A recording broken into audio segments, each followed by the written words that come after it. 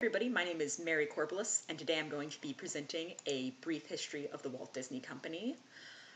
They've been around about 87 years now, and they've gone through a lot of changes and developments in that time. I wanted to talk about the Disney Company because, as an illustrator myself, I'm very interested in the inner workings of the arts and entertainment markets, and Disney is a very large part of that, both internationally and abroad.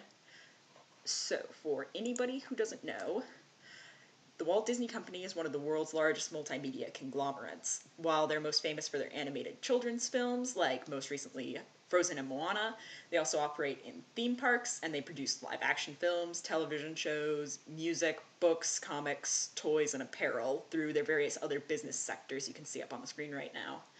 Their current market value is $179.298 million. Their stock prices are still relatively high, and this is their 23rd consecutive year on the Fortune 500 list.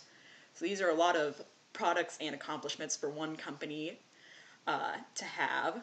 And so Disney's managed this by having a lot of subsidiary companies that they've generated and acquired over the years. So on to the early history.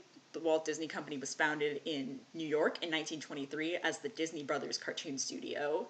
Animated cartoons were in high demand around this time, usually as shorts to play before live-action movies in the theaters.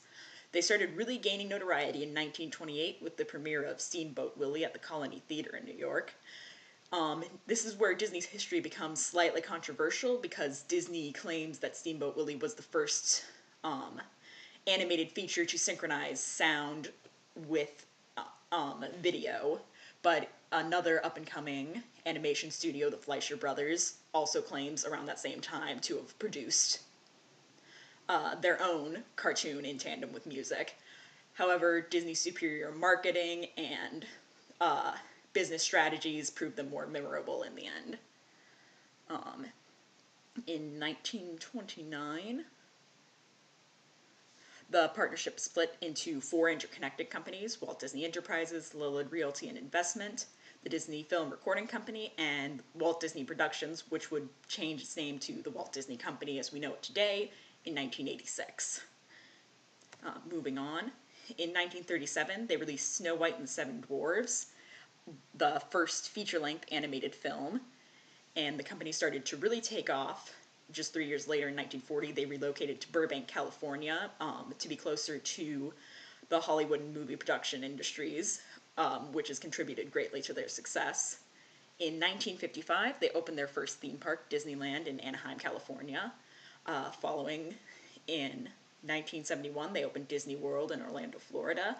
And in 1983, they opened Tokyo Disneyland in Japan, the first international amusement park.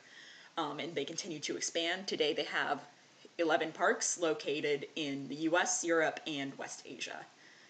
Also in 1983, they launched their premiere into television with the Disney Channel. And moving on a little bit later, they began their long history of acquiring other companies. In 1996, the Walt Disney Company merged with the Capital Cities ABC Channel Company. 10 years later, in 2006, they purchased Pixar Animation. In 2009, they acquired Marvel Entertainment, and most recently, in 2012, they acquired Lucasfilms, the production company behind Star Wars. And that brings us to where Disney is today. They're still very successful, and they stand as a great example to other companies as to the values of diversifying your services and how good collaboration between larger company and their subsidiaries can accomplish a lot in a relatively short period of time. Once again, my name is Mary Corbalis, and thank you for listening to this presentation today.